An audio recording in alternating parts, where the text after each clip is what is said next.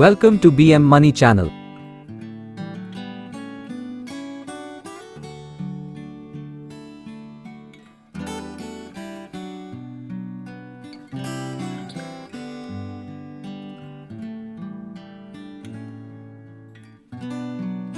பங்கு விலை அதிகம்தான், ஆனா லாபத்திற்கு உத்தரவாதம் உண்டு. பொதுவாக பங்குச் சந்தையில் முதலீடு செய்யும்போது பல்வேறு காரணிகளை கருத்தில் கொண்டு பல யூ-டர்ன், ரைட், லெஃப்ட் என சுற்றி ஆய்வு செய்து முதலீட்டு குறித்த முடிவை எடுப்பது மிகவும் அவசியம்.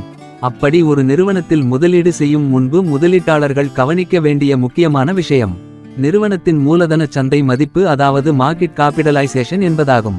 மூலதன சந்தை மதிப்பு என்பது ஒரு நிறுவனத்தின் மொத்த பங்கு மதிப்பை குறிக்கிறது. பெரிய மூலதன சந்தை மதிப்பை கொண்ட நிறுவனங்கள் இந்திய பங்குச் சந்தையில் மிகவும் நிலையான மற்றும் லாபகரமான முதலீடு வாய்ப்புகளை வழங்குகின்றன. ஆனால் பங்குகளின் விலை அதிகமாக இருக்க வாய்ப்புகள் அதிகம். மேலும் அதிக மூலதன சந்தை மதிப்பை கொண்ட நிறுவனங்கள் பொதுவாகவே நீண்ட காலமாக சந்தையில் இருக்கும் காரணத்தால் ஆய்வுகளை மேற்கொள்ள போதுமான தரவுகள் இருக்கும். இதனால் ஒரு நிறுவனம் சந்தை ஏற்ற இறக்கங்களை எப்படி தாக்குப்பிடிக்கிறது, நிலையான வருவாயையும் சொத்து மதிப்பில் ஏற்றத்தையும் வழங்குகிறதா என்பதையும் ஆய்வு செய்ய முடியும். அதிகப்படியான மூலதன சந்தை மதிப்பை கொண்டு இருக்கும் நிறுவனங்கள் பெரும்பாலான நேரத்தில் வலிமையான நிதி நிலையை கொண்டு இருக்கும்.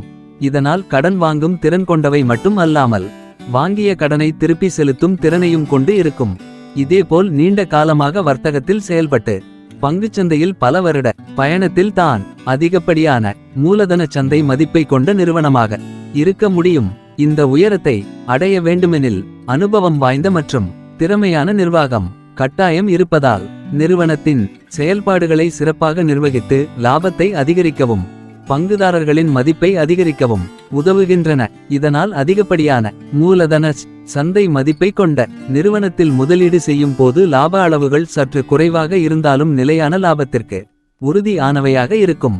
இதேபோல் டிவிடெண்ட், போனஸ் பங்குகள் மூலம் நீண்ட கால அடிப்படையில் நல்ல லாபத்தை பெற முடியும். சரி, இந்திய சந்தையில் ஒவ்வொரு துறையிலும் அதிகப்படியான மூலதன சந்தை மதிப்பை கொண்ட நிறுவனத்தின் பட்டியலை உங்களுக்காக தயாரித்துள்ளோம். அவை கீழே கொடுத்துள்ளோம்.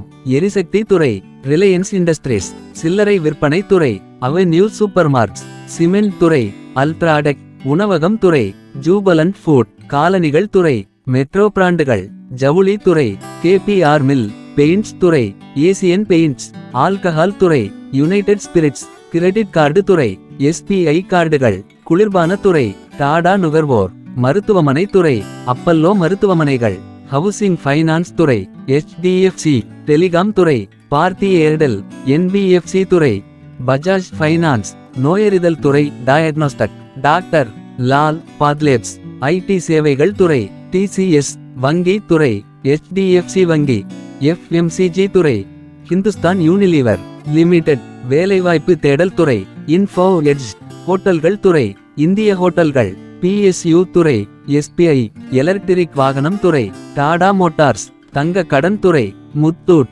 இன்ஃப்ரா துறை L மற்றும் T, சர்க்கரை துறை EID பாரி, லகஜ் துறை VIP, தொழில்கள் பேப்பர் துறை JK பேப்பர், மியூச்சுவல் ஃபண்டுகள் துறை HDFC AMC, தொழில்துறை இரசாயனம் துறை குஜராத் புளோரோகம், பிளாஸ்டிக் பொருட்கள் துறை சுப்ரீம், அழகு துறை FSN இ-காமர்ஸ், நாய்கா, திருமண உடைகள் துறை வேதாந்த ஃபேஷன்கள், எஃகு துறை JSW ஸ்டீல், மின் உற்பத்தியாளர் துறை NTPC, பைப்புகள் துறை ஆஸ்ட்ரல், புதுப்பிக்கத்தக்கது எரிசக்தி துறை அதானி கிரீன், தொழில்துறை தயாரிப்பு துறை Siemens, auto ancillary 1 millimetre pass, ரசாயனங்கள் துறை SRF, இன்டர்நெட் வர்த்தக துறை சோமாட்டோ, பெண்கள் மற்றும் குழந்தை பராமரிப்பு துறை அபோட், 4 சக்கர வாகனம் துறை மாருதி சுசுகி, பார்மா துறை சன் பார்மா, ஆடம்பர பொருட்கள் துறை டைட்டன், ரியல் எஸ்டேட் துறை DLF,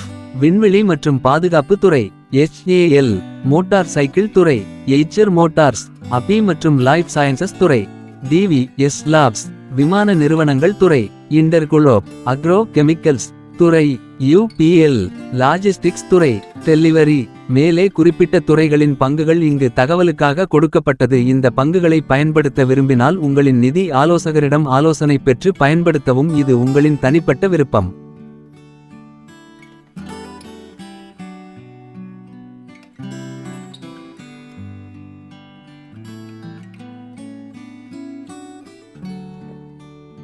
இந்த வீடியோ பிடிச்சிருந்ததுன்னா லைக் பண்ணுங்கள், ஷேர் பண்ணுங்கள், கமெண்ட் பண்ணுங்கள், சப்ஸ்கிரைப் பண்ணுங்கள். மீண்டும் அடுத்த பதிவில் சந்திப்போம். நன்றி, வணக்கம்.